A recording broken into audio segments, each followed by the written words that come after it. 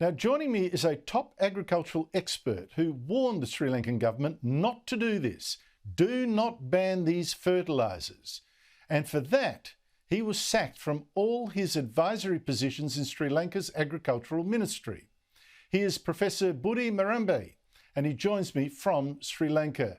Professor, thank you so much for your time. It is such a tragedy what has happened to your country. Can you tell us why the Sri Lankan government thought banning synthetic fertilisers was a good idea?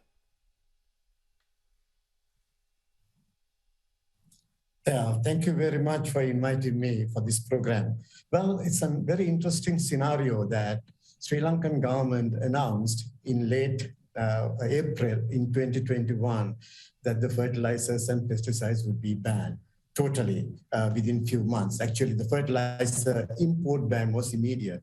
Why? It was the biggest question even for us.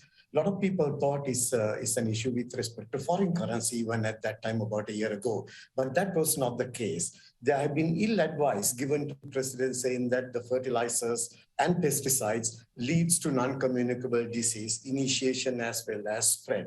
There was no documentary evidence, no scientific evidence at all, but this was the main reason as to why His Excellency the President of Sri Lanka put forward a cabinet paper on 27th April 2021 to get the approval of the cabinet to ban the importation of fertilizer and pesticide. Nothing else. Of course, he was mainly concerning about the environment and human health, which has no proven records in Sri Lanka. There were a lot of ifs and buts.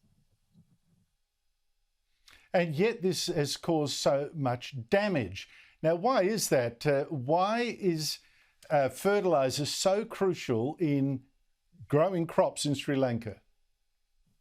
Sri Lankan agriculture has evolved over centuries. Since gaining independence in 1948 from the British colonial rule, Sri Lanka has been striving hard to ensure their self-sufficiency, at least in our major staple food crop.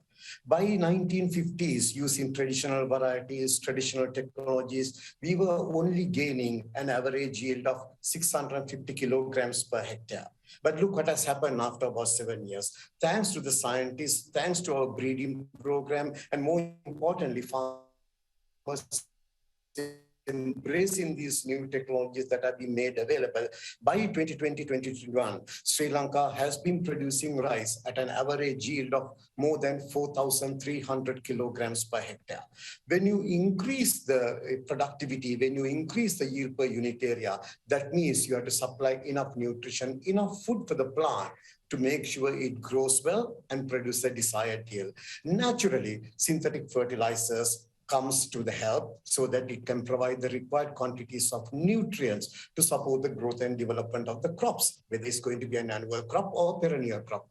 Apart from that, crop protection becomes extremely important. It is true, Sri Lanka had a very long history of agricultural development, but the things have changed. The tables have changed in the recent past with the introduction of modern technology, and people start understanding about the food security and the need to feed the increasing number of mouths every year. Though our population rate, growth rate is very, very low. Still, Sri Lanka That's the whole green revolution. Produce food for the, exactly, thanks to the That's the whole green revolution. Professor Marambe, I'm really sorry the audio connection is not fantastic. We have heard thankfully, most of what you've said very well. You've put it extremely well. Thank you so much indeed for your time.